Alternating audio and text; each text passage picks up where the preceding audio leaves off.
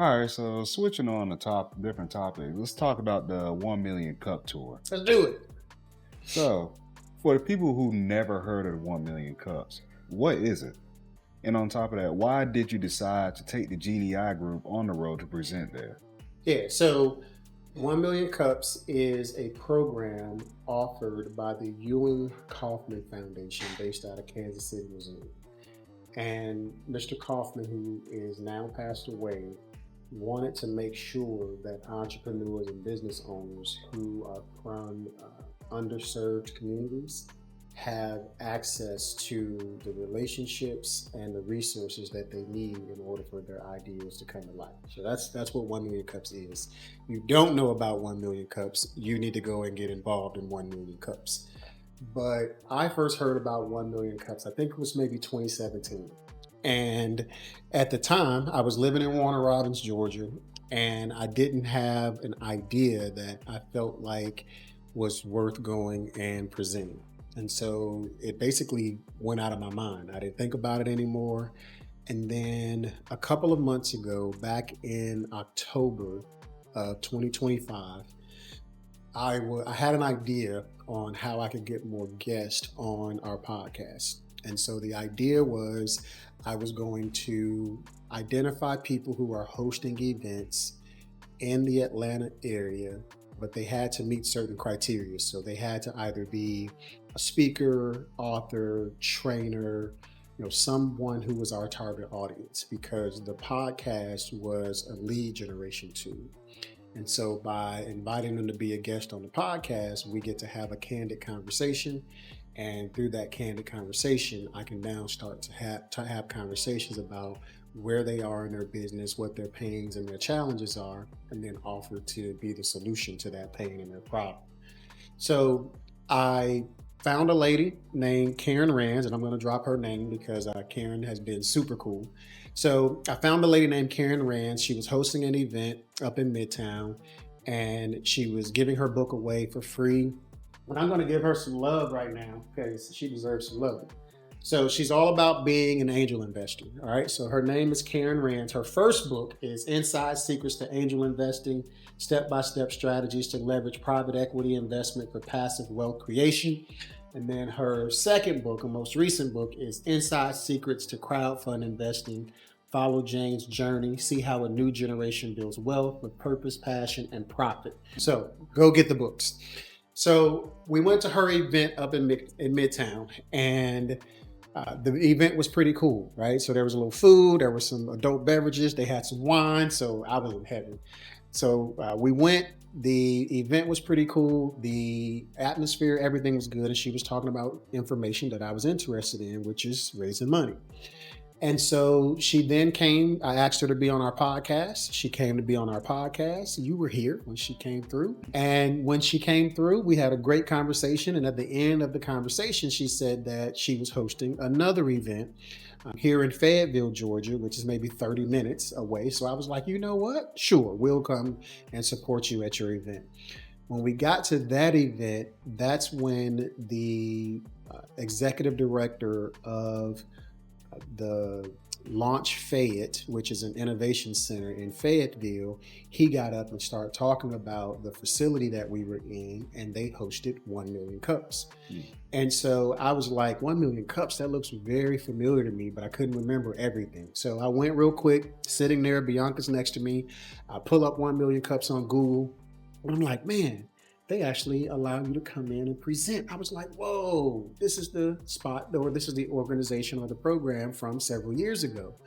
And so at the time I was like, hey, you know what? I'm going to apply to come and present here at Fayetteville. Well, when I got on their website to present at Fayetteville, I realized that they had locations all across the country. And so when I realized they had locations all across the country, I was like, whoa, okay, what if we did 2 per month? So every 2 weeks, we would just go and do a presentation. And Bianca was like, cool, that's a great idea. So I started applying. And I think the first week I maybe applied for like 13 of them. And in that first week, I got selected for like 8 or 9 of them. And wow. I was like, whoa, this is way more than I originally expected it, to be. And so When I saw that, I went back to Bianca and I said, well, what if we did them once a week? Now that, there's so many of them, let's do one once a week. And she was like, let's give it a shot. Let's see what happens. And so, the rest of the history at this point, man. So we went on the road with the 1 Million Cups tour. And the 1 Million Cups tour has been 100% worth every single stop. And here's why. Even though we don't know anybody in any of those cities, even though we don't know where we're going to be staying until we actually get there. Of course, we're booking it through Airbnb, right? But we don't know nothing. We just show up. But the whole entire trip, I have shown up and you've shown up with me. And we're like, let's just see what's in this room for us, because we know that there's something in this room for us. And that's how we've approached every room we went into. And there has been something inside of every single room for us. Our CEO came from a 1 Million Cups. One of our board of advisors, he came by way through Karen. So 1 Million Cups was part of that. Our head of acquisitions, Chris, he came through 1 Million Cups. I'm just kind of going through who else is came. Just getting our idea out there and having people ask you questions about, have you thought about these things? Have you considered this? Or telling people that here's my biggest challenge or the biggest constraint that we're up against. And then having someone in the room go, I got a contact for that, or I know somebody who can help you with this. Even our legal team, they came through 1 Million Cups. So for me, 1 Million Cups is the jam right now. We took a break for a couple of weeks so that we can regroup on some strategic stuff, make sure the team is getting dialed in, and we're ready to go back out on the road. This time we're going to do it a whole lot different though. So every 2 weeks is the plan right now, not every week. Because I was getting tired. I was getting tired, bro. Like driving up and down that road. Oh my God, I was getting tired. But it's been worth it. But we're just gonna do it a little different this time. Okay. So, out of all the cities we have done so far, which city or crowd surprised you the most, and why? Ooh-wee. Out of all the cities we've done, which city has surprised me the most and why? Believe it or not, Ocala, Florida. You didn't go to Ocala with me because this is when I went to an event in Orlando, hit Lakeland, and then came back to Ocala. Ocala has been the one that has surprised me the most, and here's why. One, Ocala is not as large as, say, Orlando or some of the other cities that we've been to. So the city's not that large, but the community, the vibe, the atmosphere, off the chain. So, Oh, wow. I like to get there a little bit early. That way we can be there as people are starting to come in. And so I'm sitting there and I think the guy's name is Rob. He had a real estate app that allowed real estate agents to be able to see like what their commission was going to be on sales and how they can see a listing without having to go to some of the crazy like real estate websites that are out there. Either way, we were just talking. And as we were sitting there talking, I started hearing like, the chatter. And so I would turn around and I would look and I would like, oh, okay, 2, 3 people popped in and we're talking. And all of a sudden the chatter got a little bit louder. And I turn around and I look and I'm like, oh, wow, it's up to like 20 people in the room now. And then we turn around and we chat a little bit more. And then the next time I turned around, I was like, bro, I got to stand up because the room is packed at this point. Oh, and wow. I haven't even gotten up to do the presentation yet. And I mean, people are everywhere and they're talking to each other. They're laughing. They're having a good time. And then when it was time to kick off 1 Million Cups, their organizers, super off the chain energy, right? So Freddie, he's walking around with the microphone. Shout out to Freddie, Ocala, 1 Million Cups. And he's just the vibe, the energy. I think he threw on like a cowboy hat or something, or a beach hat or something. And so the vibe that the leaders and the organizers of the community have is what's going to determine the vibe of the community. And so like, when we went to some communities, and I told you this, I was like, bro, the community is going to be based on whoever is running the community. And so I say that to say that the Ocala community so far has had the best energy, the kind of the standing room only. And it's not that the room was small. The rooms are all about the same size room. Some, of course, are a little bit smaller and larger than others, but it was a large room. I would say there were probably easily 65 plus people in the room. It was Oh, wow. standing room only. The energy was off the chain. So Ocala gets it. Ocala. Okay. And it might be Ocala. I don't know. Ocala. Ocala. Lord. All right. So now, what is one question from the 1 million cuss audience that genuinely caught you off guard? One question from one MC that genuinely caught me off. Oh, what is, someone asked me, what is the best thing or the funnest, what thing have I done that has brought me the most fun throughout my career? And at first I was like, are you talking about the military or are you talking about business? And they were like, either one. And I was like, okay, I thought about it for a second. And for me, till this day, it is still the time or the experience that I had to teach Iraqis how to do air traffic control while I was in Baghdad. So I learned a lot about just life. A lot of times we think that people who live in countries outside of our country are different than we are. They are no different than we are. They've got bills to pay. They've got families to take care of. Their parents, they have parents that they need to take care of. They got kids they need to take care of. So they're normal, everyday people just like we are. It's just unfortunately that they were born in a country where a dumbass was in charge. And some people might say we have a dumbass in charge right now of our country. Whatever. But there's no other country like America. I don't care who the dumbass is up in DC.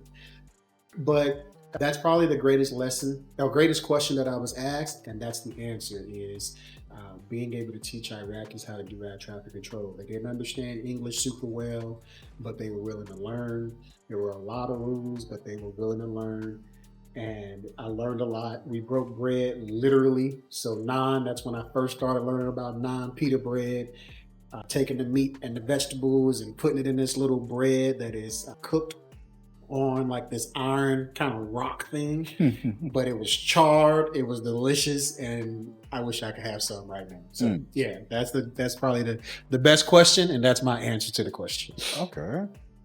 So when traveling city to city presenting these same ideas and pitches, how do you stay sharp and not go on autopilot while on these tours as well? So doing the pitches and doing multiple pitches. So let me back up. It's not a pitch. It's a presentation. So let's start there. It's not a pitch because I'm not pitching and selling anything. But doing the presentations at each location is exactly what I needed because that's what allows you to stay sharp. So amateurs wing it and professionals prepare.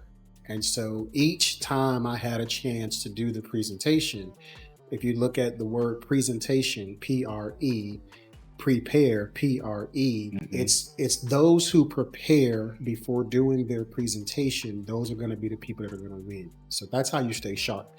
It's no different than Steph Curry or anybody else, Shai Gilgeous-Alexander, shooting 1,000 jump shots every day, right? I think Steph has this thing where I think it's like 1,000 shots literally every single day.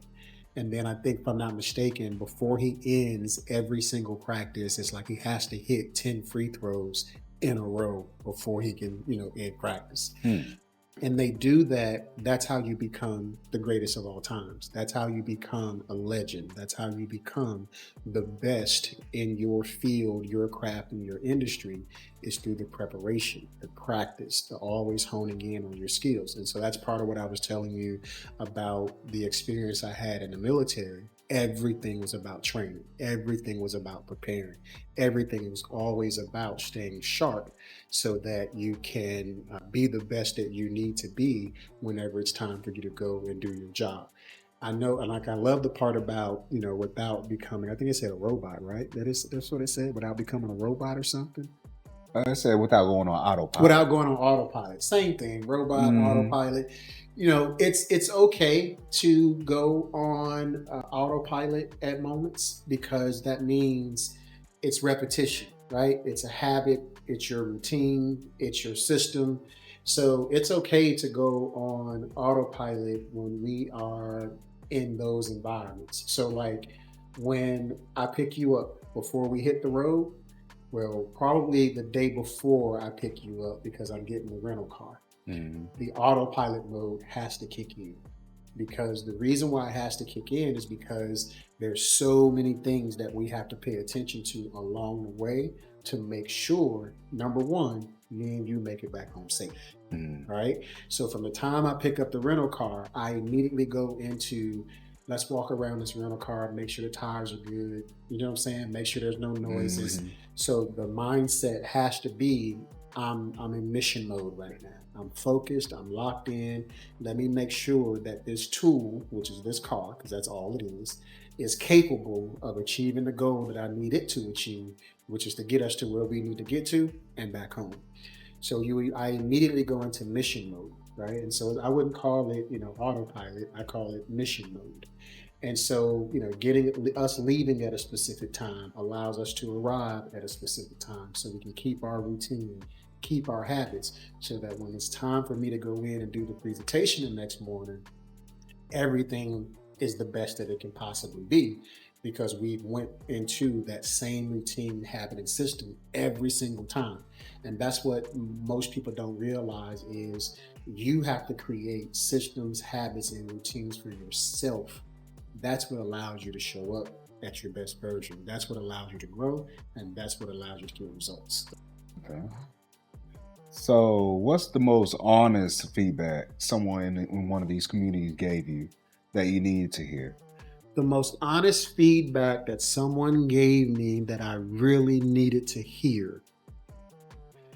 So in Claremont, I don't know the guy's name. He was an older gentleman in the back, and I was in the early stages of working out the idea of how we were going to acquire these home services businesses. And I mentioned how I would want the business owners to stick around for 6 to 18 months so that they can be a part of the transition process, so that we can make sure that the business can survive once they step away. And a lot of times, mergers and acquisitions don't work because the infrastructure isn't strong enough for the business to survive when the owner or the founder walks away from it. Okay. And so when I said that, one of the guys in the back, he was a boomer, older guy, so 60, 65 plus. And he was like, well, I can tell you right now that a lot of these business owners, they aren't going to want to stick around that long. They just want to get out of it. And so that feedback was very honest and brutal from our target market. And it forced me to be more open about the idea that some will want to get out early, and then some will want to stick around and be a part of the future. So him giving me that feedback was probably the most honest and brutal feedback that I've gotten, because it forced me to think different.